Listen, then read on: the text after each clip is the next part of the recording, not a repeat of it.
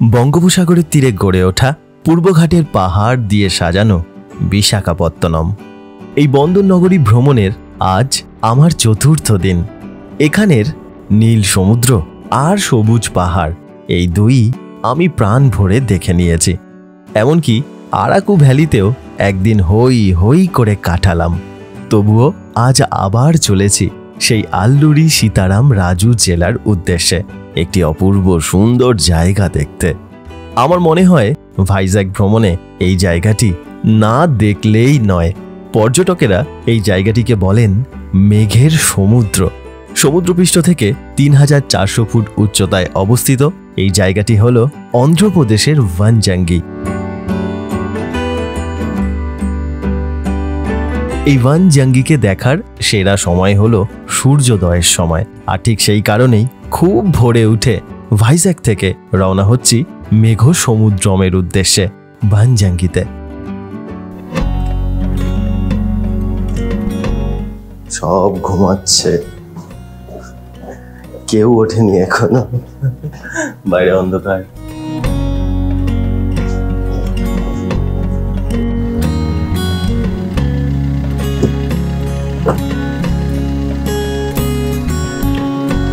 সুপ্রভাত। আজকে এমন একটা দিন, মানে এত সকাল সকাল ভ্রমণে খুব কম আমি বেরোই। আজকে যাচ্ছি অন্ধ্রপ্রদেশে। আপনাদেরকে সেই যেদিন আরাকু গিয়েছিলাম সেদিনই আপনাদের বলেছিলাম না যে আল্লুরি সীতারাম রাজু ডিস্ট্রিক্ট, মানে আরাকু ওই যে ডিস্ট্রিক্টের মধ্যে পড়ে, ওর একটা অন্যরকম রূপ আপনাদেরকে দেখাবো, যেখানে সারা বছর মেঘের দেখা পাওয়া যায়। আর সেই জন্য সেই জায়গাটাকে বলা হয় মেঘ সমুদ্রম। তা আজকে ওই জায়গাটাতেই যাচ্ছি, কিন্তু এত সকাল সকাল বেরিয়েছি তার কারণ হচ্ছে সূর্যোদয় দেখবো সেখান থেকে।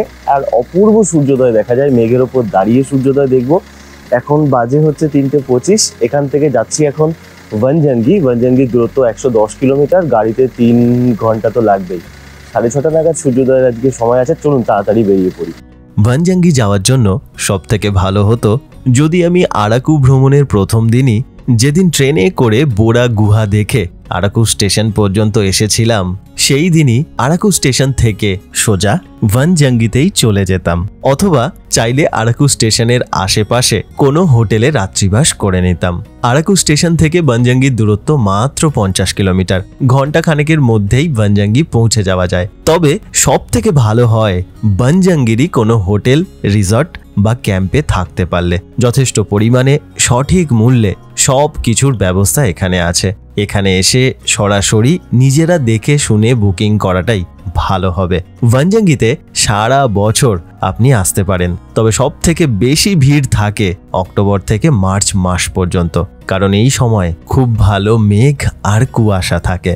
আর শীতকালে অনেক সময় তাপমাত্রা 0 ডিগ্রিতেও পৌঁছে যায়, যার ফলে এইসব অঞ্চলের ভানজাঙ্গি, লাম্বাসিঙ্গি ও পাদেরুর মতো জায়গাগুলিতে শিশির জমে বরফে পরিণত হয়। যে ট্রাভেল এজেন্সির সাথে ভাইজ্যাক পর্যন্ত 5,000 টাকা দিয়ে আমি গাড়িটি বুকিং করেছিলাম, তারা সত্যিই খুব ভালো ছিল। আপনারা চাইলে সব কিছু ভালো করে জেনে বুকিং করতে পারেন। Thank you. 50 টাকা করে টিকিট। 3টে থেকে 3টে এসে গেছি। হ্যাঁ, আমি ভাবছিলাম কি যে একা আছি নাকি, দেখলাম যে না, অনেকগুলো আরো গাড়ি এসেছে। এখন দেখছি টিকিট করেছে, এর আগে আবার টিকিট ছিল না। 50 টাকা করে এক একজনের টিকিট নিল। কত ক্যাম্পস, কত রিসর্ট হয়ে গেছে এখন, বাপরে। আর জায়গাটাও তেমন। আর আজকে তো দেখছি অনেক ফগ আছে, যত কুয়াশা হয় না তত সুন্দর দেখতে লাগে। এই আবার এখানে আর একটা রিসর্ট।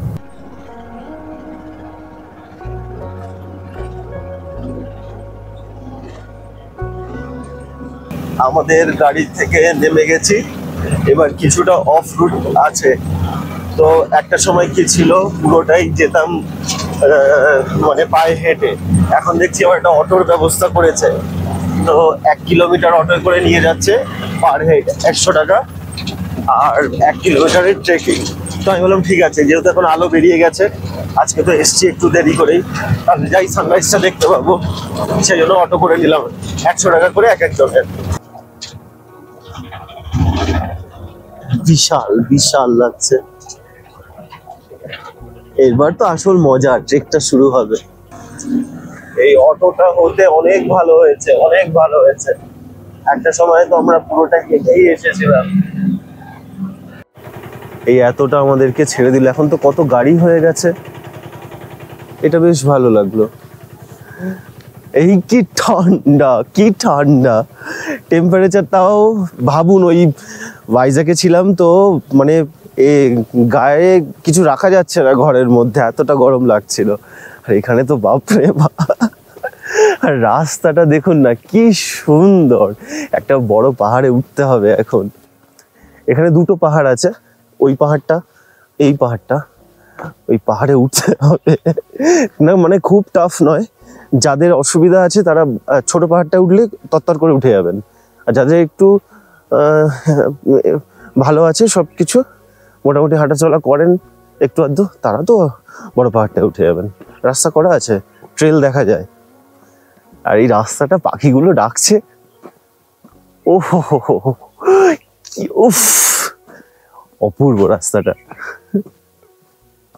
তো এখন তো দেখছি অনেক লোকজন এসেছে, গাড়ি তো প্রচুর গাড়ি, প্রচুর মানুষ।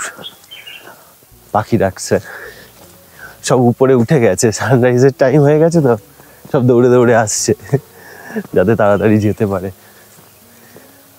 এই জায়গাটা মানে ভাবা যায় না যে অন্ধ্রপ্রদেশে আছি, এরকম একটা জায়গা জাস্ট ভাবা যায় না।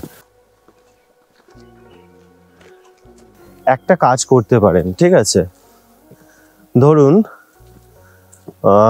সারাদিন ঘুরে নিলেন, ঘুরে নিয়ে সন্ধে সন্ধে আগে আগে বিকালবেলায় 4টে-5টার দিকে বেরিয়ে যাবেন। তাহলে এখানে 8টা-9টায় ঢুকে যাবেন। ব্যাস, তারপরে রাত্রিবেলাটা থাকলেন, খাওয়া দাওয়া করলেন, আর সকালবেলায় ট্রেক শুরু, ছোট্ট ট্রেক, তাহলেই হবে সব থেকে ইজি।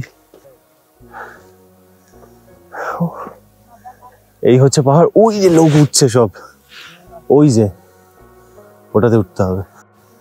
এই জায়গাটা দেখুন, পাহাড়ের ওপর দিয়ে যখন উঠবো,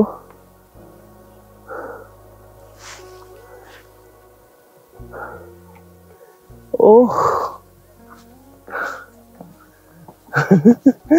আমার মনে হচ্ছে আমি পুরো একটা ভিন্ন নতুন জায়গায় এলাম। এই দেখুন, কাবাব বিক্রি হচ্ছে এখানে, ম্যাগি। এই সবে সূর্যটা উঠলো, উফ,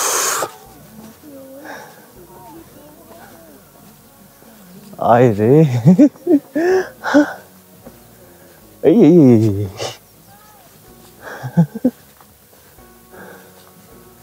এই এমন রাস্তা ওঠা যাবে। আর এই পাহাড়টা মানুষ উঠে উঠে একটা দাগ হয়ে গেছে, ওইটা দিয়ে চলে যেতে হবে।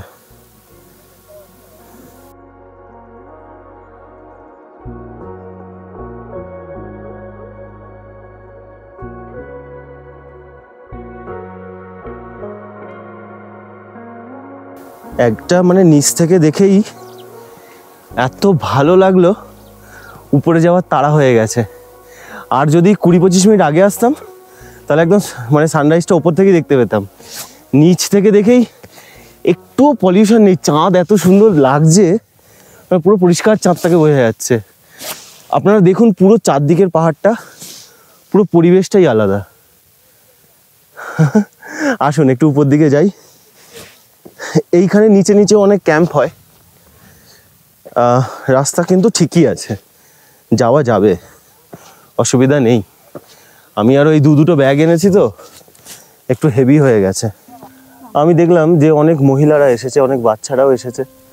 ওই একজন আসছেন, ওই পাহাড়টাতে অনেক মহিলারা আছেন, আর এইখানেও একজন যাচ্ছে। তো মহিলা আছে, অনেক মহিলা আছে। এই উপরের রাস্তাটা একটু কি বলুন তো, পাথরের খাঁজগুলো আপনাকে সিঁড়ির মতো ব্যবহার করতে হবে, যে এগুলো এক একটা স্টেপ। এইভাবে যদি ওঠেন গুঁড়ো গুঁড়ো পাথরে, একদম পা দেবেন না মাটিতে, ওই পাথরগুলোকে স্টেপ স্টেপ ভেবে উঠতে হবে। প্রথমবার যখন এসেছিলাম না, এই রাস্তাগুলো বোঝা যাচ্ছিল না, এখন তো তাও বোঝা যাচ্ছে যেখান দিয়ে উঠতে হবে। ওইখান দিয়ে এলাম, ভাবলাম এটা মনে হয় শেষ, দেখছি না আরেকটুখানি এইখান থেকেই তো মাথাটা খারাপ হয়ে যাচ্ছে। মেঘের কত উপরে, ওয়াও, একটা পুচকে এসেছে, ছবি তুলছে আবার টাইটানিক পোজে। উফ, একবার জায়গাটাকে একবার দেখুন, কি লাগছে, কত লোক এসেছে দেখুন। আমার মনে হয় কি অন্ধ্রপ্রদেশের এটা বেস্ট জায়গা। দেখুন কত বাচ্চা ছেলে মেয়ে,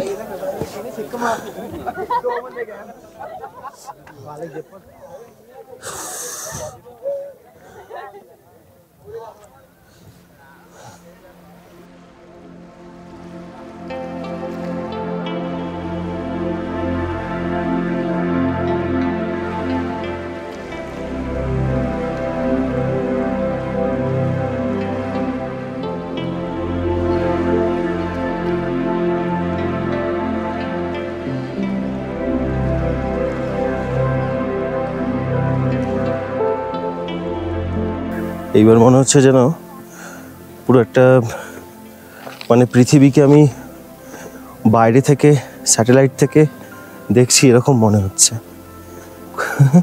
জায়গাটা দেখুন একবার, কোথায় এলাম। এর আগেবার এসেছিলাম, এই দিকটা আসেনি, এই দিকটা তো পুরো একদম পুরো আলাদা, দারুণ সুন্দর। এই হাইটটা থেকে চুপচাপ বসে দেখতে হবে। এই যে মেঘ নিচে, আমরা উপরে, এখানে মেঘ আছে, কুয়াশাও আছে কিছু, এই ভিউটা কিন্তু কোনোভাবেই আমরা পাই না। কিন্তু এই একমাত্র এখানে মানে এই দিকটায় আসলে, এই পাডেরুর দিকটায় আসলে এই ভিউটা পাওয়া যায়। ছোট থেকে বড় সবাই এসেছে। সূর্যোদয়ের একটুখানি হয়েছে, তাহলে এই কালারটা আরও ভালো বোঝা যেত। এখানটা পুরো অরেঞ্জ হয়ে যায়। যে আসার সময় যে কালারটা আপনাদেরকে দেখাচ্ছিলাম, এই যে বনজঙ্গি পাহাড়টা, এই পাহাড়টা এখানের মধ্যে সব থেকে উঁচু পাহাড়, সেই কারণে ভিউটা সব থেকে বেশি। একটা সময় এটা পুরো মাওবাদী অধ্যুষিত জায়গা ছিল, তো তখন অত মানুষ আসতো না। তারপর ধীরে ধীরে সব শেষ হতে তাদের অধ্যায়, এখন পর্যটকেরা এই জায়গাটা নিজেদের করে নিয়েছে। তো এই ছাড়াও আরও একটা জায়গা আছে যেখান থেকে অনেকটা এরকমই ভিউ দেখা যায়। সেখানে আর এতটা কষ্ট করে আসতে হয় না, সেখানে গাড়ি চলে আসে।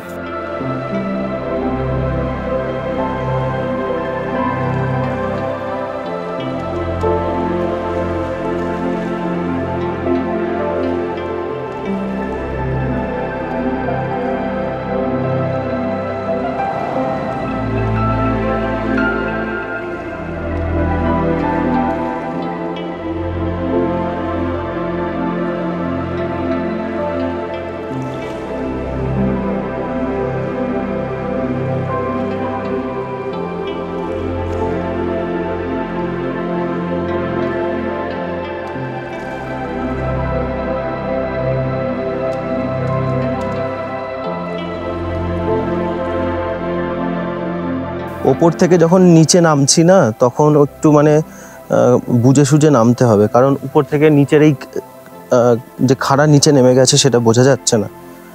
তো সেই কারণে একটু আগে ক্যালকুলেশন করে নেবেন যে কোন দিক দিয়ে। সবাই নেমে গেছে, আমি 3 ঘন্টা উপরে ছিলাম, আমার তো নামতে ইচ্ছা করছে না। নিচে ভাবছিলাম যে গিয়ে দুটো কিছু খাবো, একটু ধরে ধরে ধরে ধরে নামবেন, নামা যাবে। আর যেখানে যেখানে পাথর আছে সেখানে সেখানে পা দেবেন, তাহলে পিছলাবেন না। যদি এই গুঁড়ো গুঁড়ো যে মাটিগুলো আছে না, এই যে যেমন মাটি, এগুলো কিন্তু পিছলে যাবেন। তাই একটু পাথরে পাথরে পা রেখে নেমে গেলে অসুবিধা হবে না। সিঁড়ির মতন ব্যবহার করতে হবে।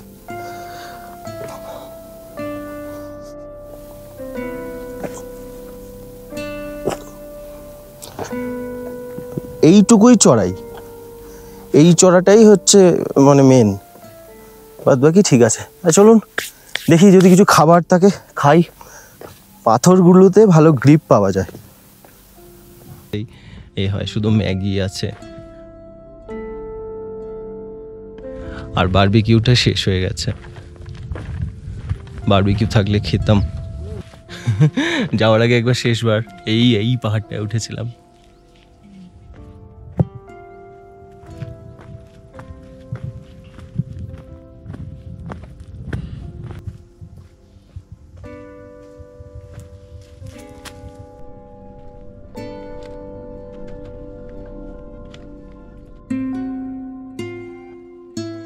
ভোরের দিকে আসার কারণে এই যাত্রাপথটি তখন ভালো করে দেখতেই পাইনি। এই জন্য ফেরার পথে পায়ে হেঁটে টুকটুক করে নিচে নামতে শুরু করলাম। আর অটো নিলাম না। এত সুন্দর প্রকৃতি দেখে হঠাৎ করে মনেই হলো না যে আমি এখন অন্ধ্রপ্রদেশের আরাকুতে আছি। পর্যটনের মরশুমে এই জায়গাগুলিতে বেশ কয়েকটি খাবারের দোকান বসে, যেখানে চা, ম্যাগি আর টুকটাক শুকনো খাবার পাওয়া যায়। দিনের আলোয় ভানজাঙ্গির হোটেল, রিসর্ট আর ক্যাম্প দেখতে দেখতে চললাম পাডেরু বাজারের দিকে। এখান থেকে খানিকটা দূরেই সেই জমজমাট পাডেরু বাজার। ছোট বড় পাহাড়, গাছে রং বেরঙের ফুল, জমিতে ফসল, পাখির ডাক আর তার মাঝ দিয়ে সরু কালো পিচের রাস্তা। এ যে কি সুন্দর লাগছে আপনাদের বলে বোঝাতে পারবো না।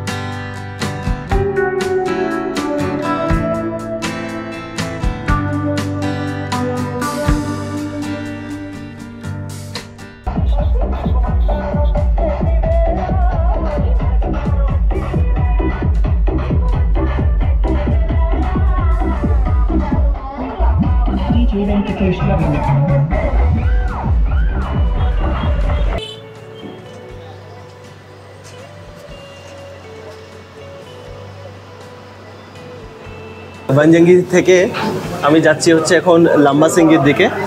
তা এখন পাডেরুতে আছি। পাডেরু মানে হচ্ছে আলুরি সীতারাম রাজুরি ডিস্ট্রিক্ট, সেখানে আছি।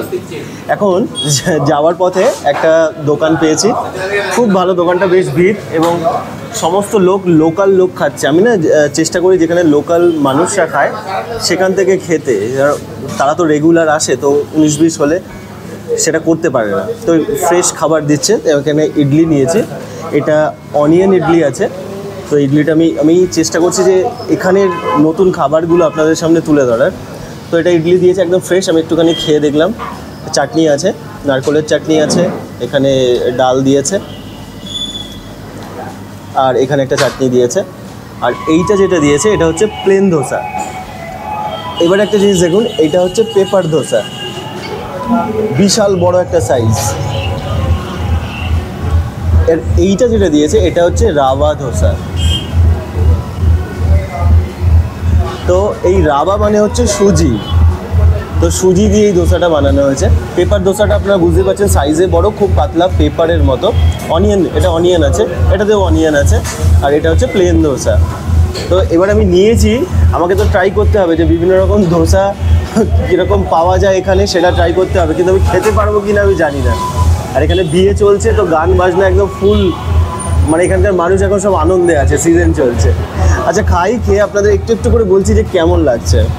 এটা আমি খেয়েছি, এটা তো খুব সুন্দরই আমার একবার লেগেছে।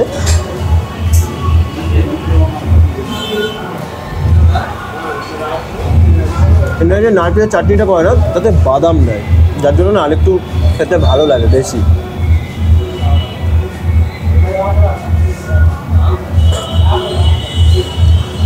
এই চাটনিটাও দারুণ লাগছে, জানতে হবে যেটা কিসের চাটনি। দারুণ খেতে। এটাতে পেঁয়াজ দিয়েছে প্রচুর। আচ্ছা, এটা পুরো পেঁয়াজ আছে দেখুন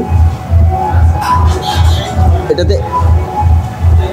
এটা হচ্ছে অনিয়ন মশালা ধোসা, অনেক পেঁয়াজ দিয়েছে। তবে কি জিনিসটার মধ্যে সেই ক্রিস্পি যে একটা ভাব থাকে, সেই ক্রিস্পি ভাবটা কিন্তু নেই। সুন্দর খেতে, সুন্দর খেতে।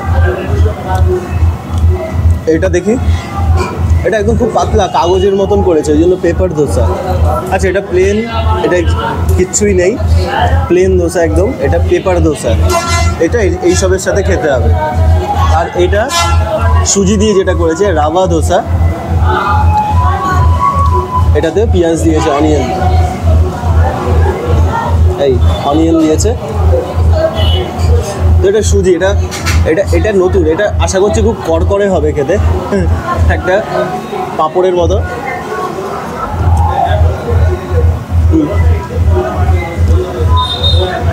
এটা কি হচ্ছে, একটু কাদা কাদা ব্যাপার আছে। মালপোয়া যারা আপনারা খেয়েছেন, মিষ্টি ছাড়া মালপোয়া যেমন খেতে হয় অনেকটা তেমন খেতে ভালো লাগছে। মানে এদের নুন চিনির কম্বিনেশনটা এত সুন্দর লাগছে, খুব ভালো। ভাসেনাপলি বলে একটা দোকান আছে, সেটা হচ্ছে আরকে বিচের সামনে, এমবিপি কলোনি যাওয়ার সময়। যদি আপনাদের মনে হয় যারা এদিকে আসবেন না, তারা ওখান থেকেও ট্রাই করে দেখতে পারেন। রাভা ধোসা খুব ভালো খেতে। আমি ওনাদের কাছে গিয়ে জিজ্ঞাসা করলাম যে এই চাটনিগুলো কিসের। এই যে সবুজ চাটনিটা, এইটা হচ্ছে কারি পাতার চাটনি। আর এইটা যেটা দিয়েছে, এটা ডালকে গুঁড়ো করে এক ধরনের চাটনি করেছে। মানে এখানে যে, মানে কী বলবো, ডালের যে তরকারি হয় আমাদের, ছোলার ডাল, সেই ডালকে গুঁড়ো করে এটা করা হয়েছে। একটা জিনিস দেখুন, আমি এতগুলো নিয়েছি, এই টোটাল খাবারটার বিল হয়েছে 135 টাকা। আমি রেট চারটা আপনাদেরকে তুলে দেবো। এত কম দামে এরকম খাবার, আমি ভেবেছি কি দামটা কম বলে হয়তো সাইজে ছোটো ছোটো হবে, তাহলে আমি খেতে পারবো, কিন্তু দেখছি পুরো ফুল সাইজের দিয়েছে খাবারগুলো।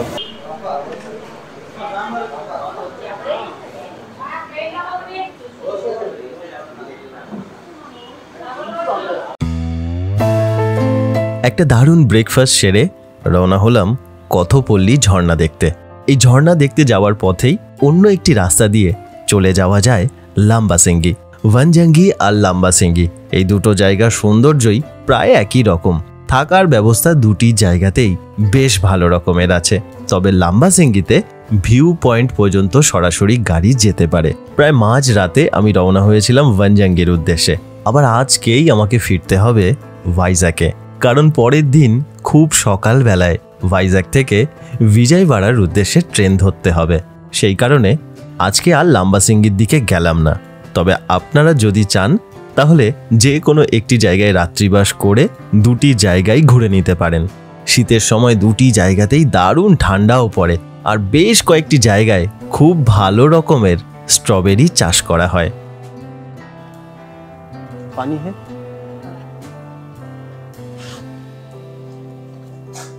একটা খুব সুন্দর ঝর্ণা দেখতে যাচ্ছে, নাম হচ্ছে কথপল্লী ওয়াটারফলস।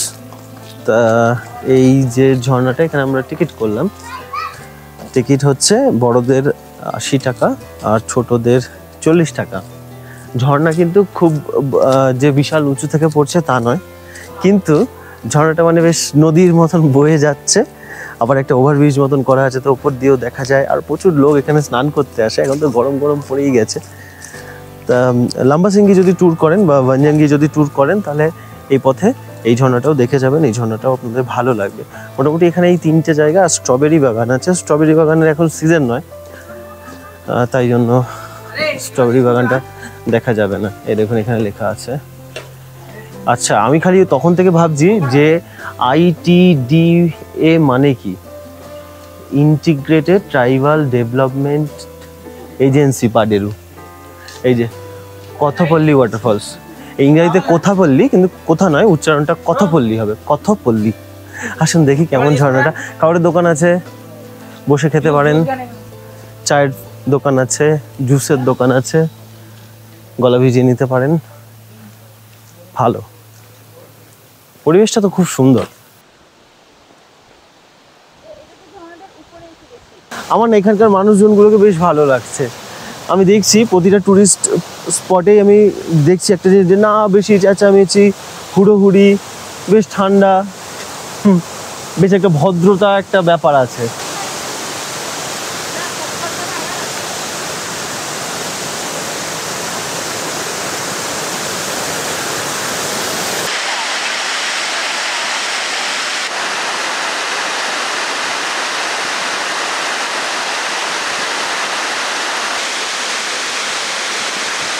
এখনই যদি এরকম থাকে বর্ষার সময় তাহলে কত জল। ওইখানে একটা পার্ট আছে আবার। অফ, এই দিকের পার্টটা দেখুন কি সুন্দর লাগছে। মানে আমি বলছি যদি আপনাদের মনে বোরা গুহার জন্যই শুধু আরাকু যেতে হবে, এই পার্টটা পুরো আলাদা। এই ঝর্ণাটা দেখুন, আমরা তো থাটিগোড়া ওয়াটারফল বা যেটা অনন্তগিরি ওয়াটারফল দেখেছি, আর এই ঝর্ণাটা দেখুন কি সুন্দর। বর্ষা হলে তো মাথা খারাপ করে ছেড়ে দেবে।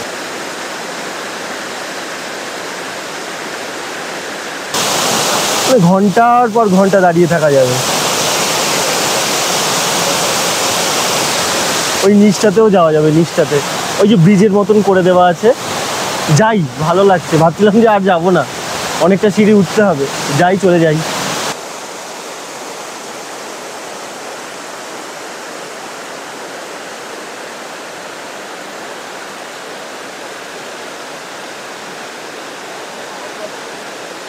এখন যাচ্ছি হচ্ছে আরকে বিচের কাছে, বলেছি ওনাকে ড্রপ করে দিতে। তো যাওয়ার পথে এখানে একটা ভালো মিষ্টির দোকান আছে, সেখানে সুন্দর সুন্দর মিষ্টি পাওয়া যায়। তাই ভাবছি যে এখানকার যে মিষ্টি সেটা একটু আপনাদেরকে সামনে তুলে ধরি, আমি নিজেও টেস্ট করবো আর আপনাদের সামনে একটু তুলে ধরবো।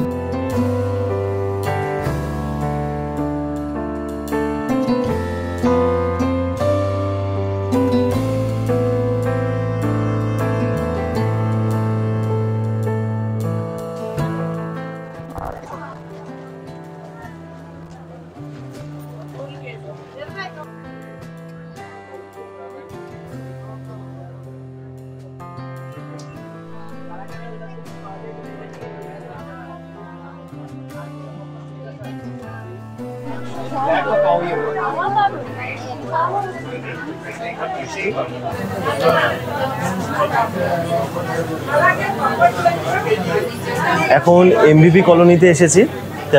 শ্রী লক্ষ্মী গণপতি সুইটস এই দোকানটার নাম। দোকানটার ভিড়টা দেখুন একবার।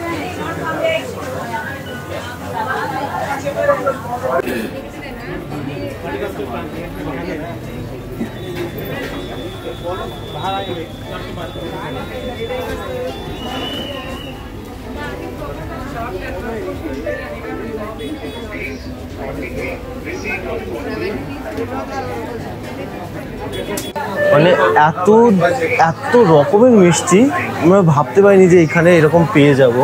আমাদের ড্রাইভার দাদাকে বলেছিলাম এটা এমনিও এখানকার খুব ফেমাস একটা মিষ্টির দোকান। আচ্ছা, তিনটে মিষ্টি আমি এখানে অর্ডার করেছি, আপনাদেরকে দেখাচ্ছি। এইটা দেখুন, এইটা হচ্ছে, এর নাম হচ্ছে বোবাটলো। ইংরেজিতে বানান যদি হয় তাহলে বোবাটলু হয়, এখানকার আঞ্চলিক লোকেরা বোবাটলো বা বোবাটো বলে। আর এইটা যেটা হচ্ছে এটা পাথরাকুলু। এই যে মিষ্টিটা এটা একদম অন্যরকমভাবে তৈরি করা হয়। আর এইটা কালাকাঁদ।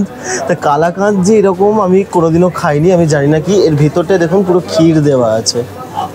তো মানে এইরকম মিষ্টি এই প্রথমবারের জন্য একটু টেস্ট করবো। বোবাটলু বা বোবাট যেটা আছে সেটা তো একটা সাধারণ মিষ্টির মতোই, তবে এটার ভেতরে গুড় দেওয়া থাকে আর ওপরে কিছুটা দিয়েছে ওই আমাদের যে কালাকাঁদের যে ক্ষীর দেয় সেটা। তো এটা খেয়ে দেখি। এইটা এখানকার খুব ফেমাস, একদম তুলোর মতন নরম। আর এই দেখুন ভিতরে গুড় দেওয়া আছে।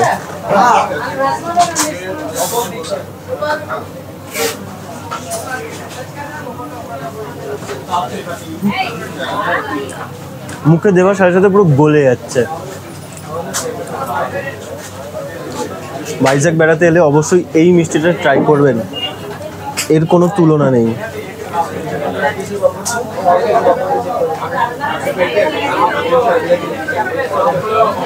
ঘিয়ের গন্ধ একদম মমো করছে, ঘিয়ে দারুণ খেতে। এই মিষ্টিটা একটু আপনাদের বলে দিই, এই মিষ্টিটা না একটা ব্যাটার তৈরি করা হয়, তারপরে কড়াকে উল্টে দিলে যেমন হয় সেরকম করে উপরটাতে একটা মিলে দেওয়া হয়। তারপরে মিলে দেওয়ার পরে ওটা যখন একটুখানি তৈরি হয়ে যায় তো ওটাকে এরকম হালকা করে তুলে নেয়, তুলে নিলে এরকম একটা দেখতে হয়। এবার এর ভেতরে এই ড্রাই ফ্রুটসগুলো দেওয়া হয়, আরও অনেক কিছু দেওয়া হয়, ঘি দেওয়া হয়, দিয়ে এটাকে মোড়া হয়। তারপরে আপনি যদি চান আপনি এটাকে খেতে পারেন।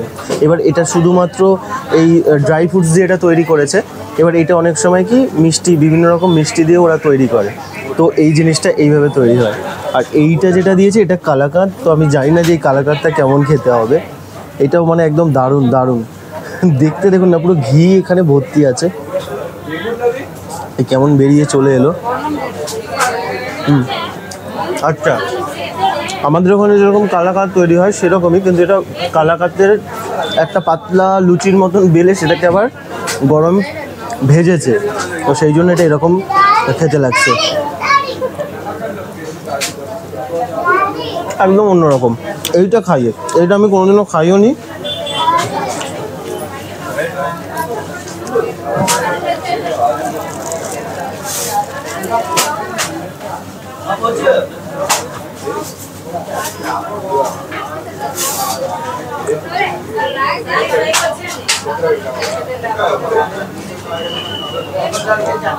এটা ঠিক আছে, এটা মিষ্টি বেশি, আর ভিতরে না দিলখুশ যেমন হয়, দিলখুশের মতন একটা কিছু দেওয়া আছে, অন্যরকম, মানে স্বাদ অন্যরকম। প্রথমবার টেস্ট করার জন্য এটা খাওয়া যেতে পারে।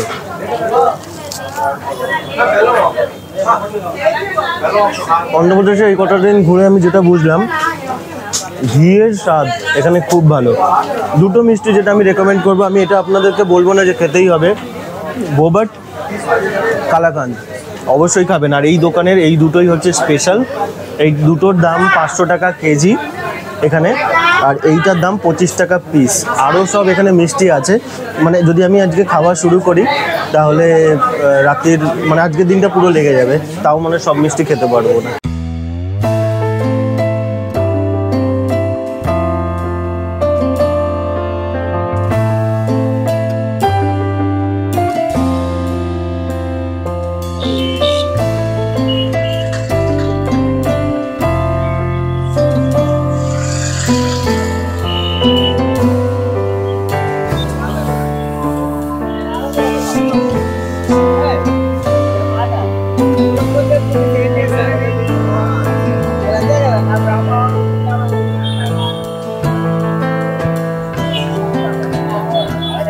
আমরা যখন ঘুরতে আসি না, আমাদের ঘোরার সাথে কেনাকাটাটাও তো একটা মানে একটা জরুরি বিষয়, বিশেষ করে যাদের সাথে মহিলারা থাকেন। তো এইখানে ভাইজ্যাকে যদি আপনারা কখনো কেনাকাটি করতে চান বা কেনাকাটি করতে আসেন, তাহলে এই যে জগদম্বা সেন্টার যেটা আছে, এখান থেকে কেনাকাটা করতে পারেন। মানে নিউ মার্কেটে যেমন আমরা কেনাকাটা করি সেরকম। আমি এখানে একটাই মাত্র এই গলিটায় ঢুকেছি, এখানে এরকম অজস্র গলি আছে। তো আপনাদের যদি মনে হয় আপনারা এখান থেকে শপিং করতে পারেন, অটোওয়ালাকে বলবেন, বা আপনার যদি সাথে গাড়ি থাকে, আমার যে ড্রাইভার ছিল তাকে বললাম যে জগদম্বা সেন্টারে আমাকে নামিয়ে দাও, তো ওখানটা নামিয়ে দিল। আমি আর হোটেলে এখন গেলাম না, একটু ঘুরে দেখি মার্কেটটায় কি আছে, কি কিনবো জানি না, একটু ঘুরে দেখি। আপনাদেরকে এই ইনফরমেশনটা দিলাম, যদি কেনাকাটি করার হয়, কিছু মনে হয় যে এখান থেকে কিছু কিনবেন, তাহলে এই জগদম্বা সিনেমা হল সামনে ওই মোড়ে নেমে যাবেন, ডান দিকে বাঁ দিকে অনেক দোকান পাবেন। ভ্রমণ সংক্রান্ত বিভিন্ন জায়গার ভিডিও আমি তৈরি করি। যদি আপনাদের এই ধরনের ভিডিও ভালো লাগে, চ্যানেলের সঙ্গে থাকতে পারেন, চ্যানেলটিকে সাবস্ক্রাইব করতে পারেন। অনেক ধন্যবাদ আপনাদের মূল্যবান সময় দেওয়ার জন্য। খুব ভালো থাকবেন, দেখা হচ্ছে পরের পর্বে।